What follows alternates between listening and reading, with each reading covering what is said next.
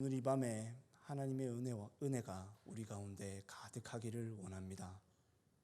성도 여러분, 여러분들은 성도의 정체성이 뭐라고 생각하십니까? 물론 성도의 정체성을 여러 가지로 정리할 수 있겠지만 저는 오늘 이 자리에서 성도는 기도하는 자다라고 말씀을 드리고 싶습니다. 이 말은 성도라는 타이틀을 얻기 위해서 기도 좀 많이 해라 라고 제가 여러분들께 으름장을 놓으려고 하는 것이 아닙니다. 우리는 그런 식으로 기도하지 않으며 그런 식으로 성도가 될 수 없습니다. 다만 하나님의 성도의 삶의 양식 자체가, 존재 양식 자체가 기도하지 않으면 안 되게 되어 있기 때문에 성도는 기도하게 되어 있습니다. 기도는 성도가 하나님만을 의존한다고 하는 의존의 고백이며 성령 하나님께서 지금도 우리의 믿음을 지켜주고 계시다는 복음의 현재화이며 성자 예수님의 중보로 말미암아 올려지는 피의 호소이며 성부 하나님께서 들으시는 자녀들의 신음소리입니다. 오늘 시편 기자는 하나님께 기도를 하고 있습니다. 근데 이 기도를 여러분 잘 읽어보시면 기도가 그렇게 아름다운 전망을 가지고 있다거나 아니면 굉장히 멋진 신앙의 고백을 드리고 있는 것 같지는 않습니다. 오히려 처절하다 못해 절망적입니다. 심지어는 끝에까지 절망적입니다. 이 18절 말씀을 새번역 성경에서는 이렇게 번역을 하고 있습니다. 주님께서 내가 사랑하는 사람들과 친구들을 떠나가게 하셨고 흑암에 두셨습니다. 제게 친구라고는 얻은 분입니다. 절망적이죠. 그러나 여러분, 이 기도문이 하나님의 말씀 속에 간직되어 있습니다. 이 기도를 단순히 유아적이고 미숙한 기도로 치부하지 않고 하나님은 이런 기도를 진지하게 받아들이십니다. 저는 오늘 이 말씀을 통해서 고난 중에 있는 성도의 기도를 어떻게 이해해야 할 것인가, 그리고 우리는 어떻게 기도해야 할 것인가를 증거하도록 하겠습니다. 첫째로, 고난이 기도의 공간이 됩니다. 고난이 기도의 공간을 만들어줍니다. 여러분, 사람은 본성적으로 하나님 의지하기를 싫어합니다. 이 죄의 본성을 여러분 잘 인식하고 있으셔야 돼요. 조금 기분이 나빠도 잘 인식하고 계셔야 됩니다. 인간은 하나님을 본성적으로 의지하기를 싫어해요. 사람이 태어나고 두뇌가 발달하게 되면서 자라면서 가장 먼저 보이는 특징이 뭐냐면요, 고집입니다. 고집. 자기 의지를 가지게 되면서 내 맘대로 하기를 원하고 부모님 말 듣기를 싫어합니다. 제가 또 제 딸에 대한 얘기를 하게 되는데요, 제 딸이 요즘에 좀 머리가 크고 자기가 이제 좀 돌아다닐 줄 아니까 자기 의지가 엄청 심해졌습니다. 그래서 숟가락질을 하는데 국을 떠마셔야 되는데 국을 제대로 못 떠마시니까 숟가락을 그냥 넣었다가 빼가지고 입에 넣는 것입니다. 그래서 부모 입장에서 답답하니까 제가 친절하게 그럽니다. 서율아, 내가 가르쳐줄게. 숟가락은 이렇게 하는 거야. 그러니까 서율이가 어떻게 하냐면 으아! 그러면서 이렇게 하더라고요. 아무도 안 가르쳤습니다. 아무도 안 가르쳤는데 이 아이가 지절로 지가 배워서 그렇게 합니다. 뭐냐면 이 아이에게 중요한 건 어떻게 하면 숟가락에 많은 음식물을 담을 것인가, 어떻게 숟가락질을 하는 게 제대로 된 숟가락질인가가 아니라 오직 내가 내 마음대로 숟가락질을 하는 것만이 중요해요. 여러분, 우리도 근데 그런 면이 있지 않겠습니까? 여러분들, 우리가 갖고 있는 슬픔, 조바심, 두려움, 분노, 이런 것들이 왜 일어납니까? 사실 다 내가 원하는 대로 되지 않기 때문이죠. 내가 원하는 대로 다 안 되니까 그것 때문에 슬프고 조바심 나고 두렵고 화가 나는 것이죠. 하나님을 떠난 가인이 하나님을 떠나서 가장 먼저 한 행동이 여러분 뭔지 아십니까? 성을 쌓는 것이었습니다. 성을 쌓아서 나의 외부의 세력과 힘, 심지어는 그것이 하나님이라고 할지라도 나에게 들어오지 못하고 간섭하지 못하게 하는 것, 그게 가인이 가장 먼저 한 행동이었습니다. 그러니까 이런 것입니다. 우리의 신앙생활에서도 나타날 수 있는데요, 하나님과 우호적인 관계는 맺으려고 합니다. 그리고 하나님이 나에게 잘해주시면 나도 하나님께 잘해줍니다. 그러나 항복하지는 않습니다. 그러니 하나님이 나의 동맹국으로 오시면 환영하는데 나의 왕으로 좌정하시는 것은 싫은 것입니다.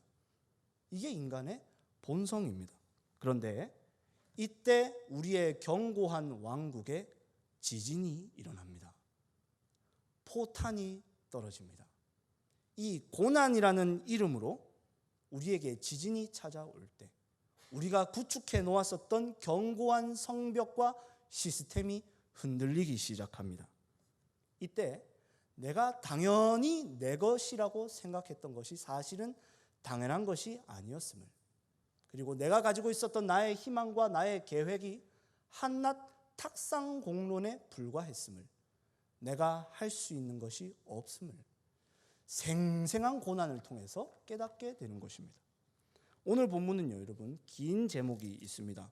특별히 이 제목 마지막 문구에 보시면 마할랏 르안롯에 맞춘 노래라고 되어 있습니다. 이 마할랏 르안롯이라는 말은 우리말로 하면 고통의 괴로움이라는 뜻입니다. 그러니까 이 기도는 고통의 괴로움을 따라 부르짖는 기도입니다. 시편 기자의 상황을 한번 생각해 보겠습니다. 8절과 15절 그리고 18절에 따르면요, 그는 사람들로부터, 심지어는 사랑하는 친구들로부터 배신을 당했습니다. 또한 그는 15절에 의하면 어릴 적부터 고난을 계속해서 당해왔고 3절에서 7절 그리고 15절에서 17절에 따르면 영적으로 그리고 육적으로 생명이 끊어질 것 같은 고통을 겪고 있어요. 그게 다가 아닙니다. 그것보다 훨씬 더 고통스럽고 절망적인 게 뭐냐면 바로 하나님의 부재입니다. 하나님의 부재. 하나님이 없는 것 같은 것입니다. 하나님이 응답도 하지 않으시고 아무 일이 일어나지가 않는 거예요. 그래서 이렇게 고백하는 거죠. 하나님이 나를 버리셨다. 하나님이 나를 깊은 웅덩이에 버려두셨다. 주님의 진노가 파도처럼 밀려와 내 턱끝까지 찼다. 하나님이 나에게서 얼굴을 숨기신다. 여러분, 얼마나 고통스럽습니까? 우리는 이 질문을 던지게 되는 것입니다. 하나님께서 자기의 백성을 도대체 왜 이렇게 몰아가시는가? 왜 이렇게 몰아가시는가? 여기에서 여러분 답을 너무 쉽게 내리시면 안 됩니다. 욥의 세 친구와 같은 사람들은 답을 너무 쉽게 내려요. 그 답은 이런 겁니다. 네가 하나님 앞에 죄를 지었겠지. 네가 하나님께 뭔가 잘못한 게 있으니까 그렇겠지. 그러면 내가 어떻게 해야 할지도 답이 쉽게 내려져요. 회개해. 기도 더 많이 해. 헌금하고 교회 봉사 열심히 해. 그러나 여러분, 모든 문제가 그런 방식으로 해결이 되지 않습니다. 하나님이 네 나중에 더 복 주려고 그러는 거야. 물론 이런 방식으로 긍정적인 생각으로 일관할 수 있겠으나 그러기에는 지금이 너무 고통스럽고 힘들어요. 우리는 이걸 모릅니다, 여러분. 이걸 아셔야 됩니다. 우리는 이걸 몰라요. 왜 이런 일이 났는지, 어떻게 기도해야 하나님이 응답해 주시는 건지, 어떻게 하면 이 고난이 해결될지, 언제 해결될지 이걸 모릅니다. 기자의 말에 따르면 무덤에 묻혀 있는 기분, 깊은 웅덩이에 잠겨 있는 기분, 흑암에 덮여 있는 기분이 계속됩니다. 근데 여러분, 이렇게 온통 모르겠는 것 투성인데 한 가지 오늘 말씀을 통해 확실히 알 수 있는 게 있습니다. 그게 뭐냐면 그가 기도하고 있다는 겁니다. 그는 신앙이 좋은 척하지 않습니다. 하나님께 예의를 차리지 않아요. 그냥 하나님께 쏘아댑니다. 하나님이 이렇게 하신 거잖아요. 하나님이 이렇게 하셨잖아요. 도대체 뭘 원하시는 건데요? 그냥 말을 하세요. 이렇게 하지 말고. 이러면서 하나님께 따지고 있어요. 그러나 따지면서 하나님께 기도를 하고 있습니다. 왜 그렇습니까, 여러분? 고난이라는 지진에 의해서 나의 왕국이 완전히 무너져 기도 말고는 할 게 없기 때문에 그래요. 여러분, 우리의 무너진 폐허가 기도의 공간이 됩니다. 우리의 마음에 갈라진 틈새에 하나님이 비집고 들어오실 자리가 마련이 됩니다. 제가 여러분 어린 시절부터 듣고 배워왔었던 기도들은 사실은 이런 기도는 아니었습니다. 오히려 제가 들었던 기도들은 대부분 대박을 이끌어내는 비결 같은 것들이었어요. 그런 얘기를 들으면 마음이 막 감격스럽고 기대감이 막 차오릅니다. 아, 나도 저렇게 기도하면 나도 저런 기적의 주인공이 될 수 있을 것 같아요. 그런데 우리 모두가 압니다. 그 일이 잘 안 일어납니다. 절망적일 때가 많습니다. 기도는 그런 것은 아닌 것 같습니다. 여러분, 저도 잘 모릅니다. 우리를 흔드는 이 지진이 왜 일어나는 것인지, 이 혼란스럽고 두려운 일이 왜 자꾸 머리를 들이미는지, 또는 어떻게 기도하는 것이 잘하는 기도인지, 여러분들이 얼마나 힘드신지 저는 잘 모릅니다. 다만 변함없는 사실 하나는 그 지진으로 인하여 우리가 여기를 피난처 삼아 기도하러 나왔다는 겁니다. 여러분, 기도의 공간이 만들어졌다는 것입니다. 어쩌면 어떤 분들은 분명 아무도 내 눈물을 모를 거야, 아무도 내 힘든 거 모를 거야, 말해도 몰라 이거는, 이렇게 생각하실지도 모르겠습니다. 그러나 오늘 말씀의 시편 기자를 보십시오. 시편 기자는 압니다. 그리고 이 시편 기자의 기도를 들으셨던 하나님은 아십니다.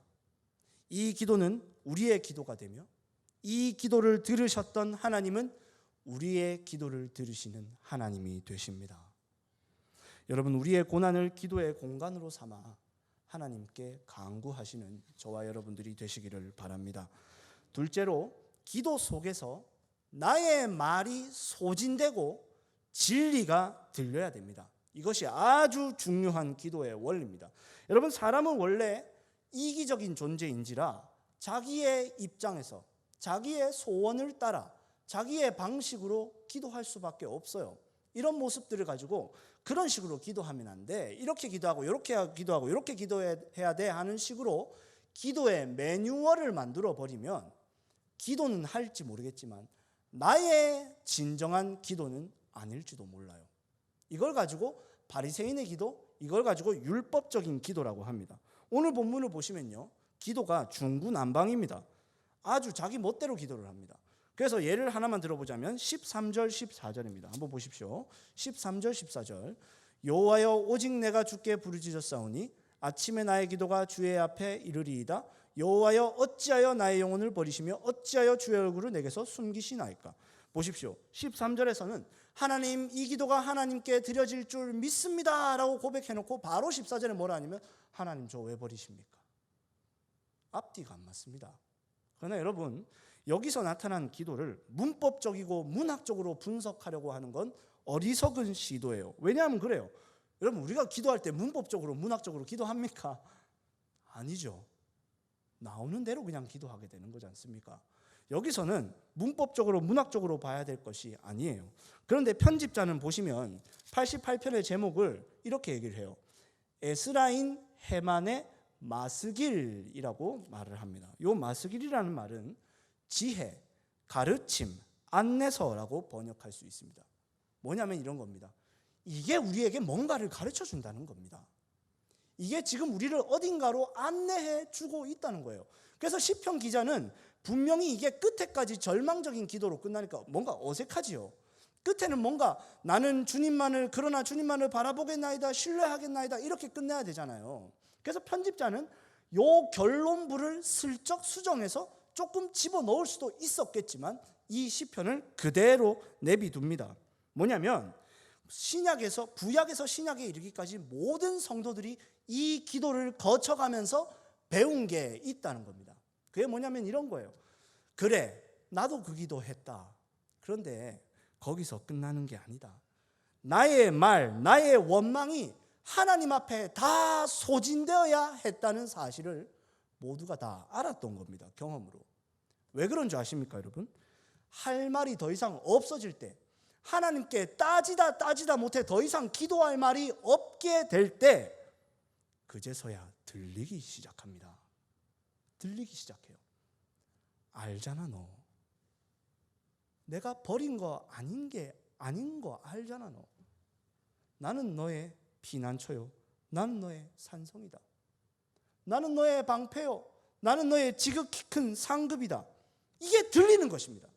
여러분, 이게 무슨 환청을 듣거나 환상을 보는 신비한 일을 말하는 게 아니에요. 사실은 이것은 우리의 마음 심층에 이미 있었던 거예요. 그런데 우리의 분노와 원망, 욕망과 그 초조함들이 먼지처럼 수북히 쌓여서 이 진리가 덮여서 감춰져 버렸어요.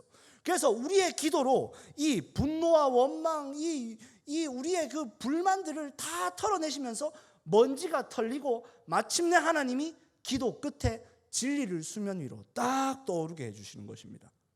이게 기도로 하나님이 성도를 다루어 가시는 방식입니다. 그렇게 우리는 마지막 농성을 그치고 항복하게 됩니다. 천부여 의지 없어서 손들고 옵니다. 주 나를 외면하시면 나 어디 가리이까 고백하게 됩니다. 기도는 하나님의 지진으로 내 왕국의 무너짐을 경험한 자들의 항복 선언이며, 끝까지 있는 척, 괜찮은 척, 신앙 좋은 척 하면서 협상하거나 거래하려고 했던 모든 시도를 포기하고 이제 그만 나의 왕으로 좌정하여 달라고 강구하는 주권 포기입니다. 거기서 끝나지 않습니다. 말씀을 조금만 더 깊이 상고해 보도록 하겠습니다. 이 기도문을 천천히 여러분 곱씹으면서 읽어보십시오. 어떤 현장이 그려지지 않습니까? 골고다 언덕 말입니다. 오늘 이 말씀의 단 한 절도 예수님의 고난과 관계없는 말씀이 없습니다. 시편 기자는 사랑하는 친구들로부터 버림받고 배신당했다 했습니다. 마가복음 14장 50절 한번 같이 보도록 하겠습니다. 마가복음 14장 50절. 제자들이 다 예수를 버리고 도망하니라. 예수님은 사랑하는 제자들로부터 철저히 배신과 외면을 당하셨어요. 그리고 시편 기자는 어릴 적부터 고난을 당했다 그랬습니다. 근데 여기서 어리다라는 말은 히브리어로 나아르라는 말인데 젊다라는 말로 번역할 수 있어요. 예수님은 가장 젊던 33살의 나이에 십자가에서 죽임당하셨습니다. 또한 시편 기자는 18절에서 흑암만이 내게 드리워져 있다라고 하면서 14절에 보시면 어찌하여 나의 영혼을 버리시며 어찌하여 주의 얼굴을 내게서 숨기시나이까 라고 탄식합니다. 마태복음 27장 45절 46절을 한번 보시겠습니다. 우리 함께 읽도록 하겠습니다. 시작. 제6시로부터 온 땅에 어둠이 임하여 제9시까지 계속되더니 제9시쯤에 예수께서 크게 소리질러 이르시되 엘리 엘리 라마 사박다니 하시니 이는 곧 나의 하나님 나의 하나님 어찌하여 나를 버리셨나이까 하는 뜻이라. 아멘. 예수님께서 십자가에 못 박히실 때 흑암만이 예수님을 둘고 계셨고 예수님은 방금 부르짖으셨던 것처럼 그렇게 처절하게 그렇게 비참하게 죽임 당하셨습니다. 그러면서 하나님 아버지께 부르짖었습니다. 이게 뭐냐면 우리의 기도로 예수님의 십자가의 현장이 재현되고 있으며 예수님의 십자가가 그 십자가의 사랑이 우리의 고통의 기도를 끌어안고 있는 것입니다. 여러분, 이게 보이셔야 됩니다. 십자가가 더 선명하게 보이셔야 되고 그 은혜와 그 사랑이 더 생생하게 우리의 고난의 기도를 통하여 깨달아지셔야 됩니다. 그럼으로써 우리의 기도는 예수님의 이름으로 기도합니다. 아멘으로 맺어질 수가 있는 것입니다. 세상과 나는 간 곳 없고 구속한 주님만 보이는 것입니다. 이제 더 이상 나의 어려움과 나의 문제보다 예수님께서 나를 사랑하신다는 그 사실만이 중요하다는 사실을 깊이 깨닫게 되는 것입니다. 사랑하는 성도 여러분, 이 모든 역사가 우리의 말이 소진되는 것에서부터 시작됩니다. 쏟아내십시오. 무슨 교리적으로 예의범절적으로 무슨 앞뒤 문법적으로 안 맞는다고 아무도 그런 거 보고 판단할 사람은 없습니다. 그냥 다 쏟아내십시오. 그리고 진리를 들으시기를 바랍니다. 예수님의 십자가를 바라보시기를 바랍니다. 기도 가운데서 나의 말을 다 소진하고 진리를 들어서 가장 분명한 하나님의 대답인 예수님의 십자가를 바라보시는 저와 여러분들이 되시기를 바랍니다. 사랑하는 성도 여러분, 우리는 지금 이 자리에 기도하러 나왔습니다. 우리는 기도의 고수가 될 필요가 없습니다. 기도를 오래 하고 능수능란하게 하는 것이 기도의 목적이 아닙니다. 하나님께서는 기도를 통하여 잃어버린 아들을 찾기를 원하십니다. 하나님께서는 기도를 통하여 우리를 자기의 것 삼기를 원하십니다. 고난을 기도의 공간으로 삼아 기도하시고 나의 말을 다 소진하고 진리를 들어 예수님의 십자가를 바라보시는 저와 여러분들이 되시기를 바랍니다.